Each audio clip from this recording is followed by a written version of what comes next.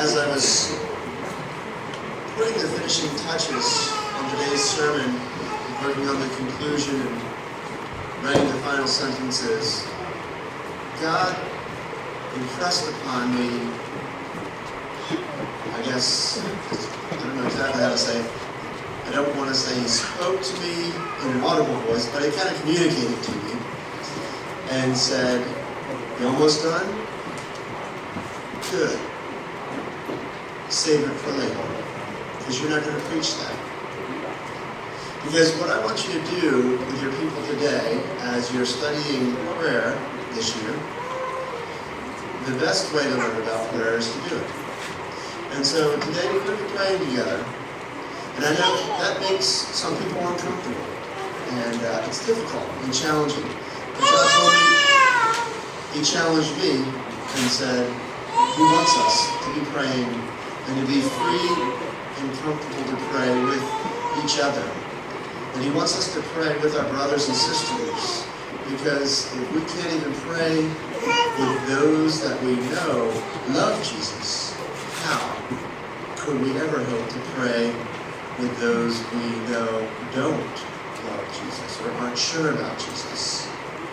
So He wants us to spend some time today practicing prayer together. And He said, save that sermon for another week. And I said, okay, what about next week? And He said, no, next week is communion, so you should preach on communion. I said, what about 2 weeks? He said, okay, 2 weeks from now, get back to that.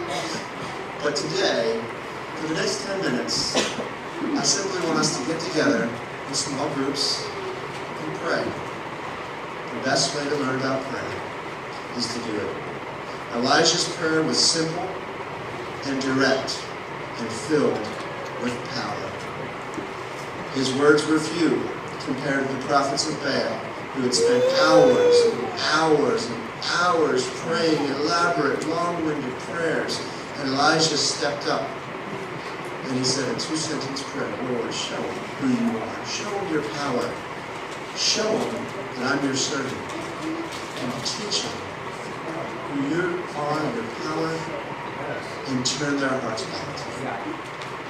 Just a very short prayer. And God responded in an amazing way. And we're going to be talking about that 2 weeks from now.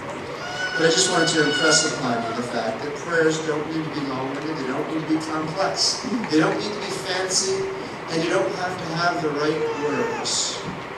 You're talking to your Heavenly Father. You're talking to your Father who is in heaven, who loves you.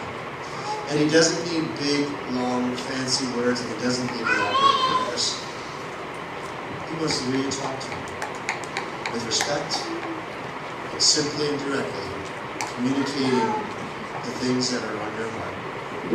And I'm not going to tell you what to pray for. I'm going to let you guys in your groups decide what to pray for. And I'm going to encourage you not to sit down and talk about what you would pray for. I'm just going to encourage you to bow your heads, gather together in small groups, and start to pray.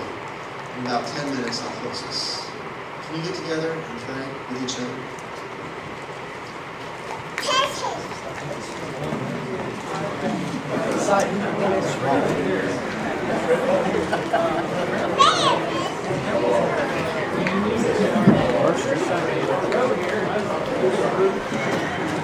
We're not supposed to do slides.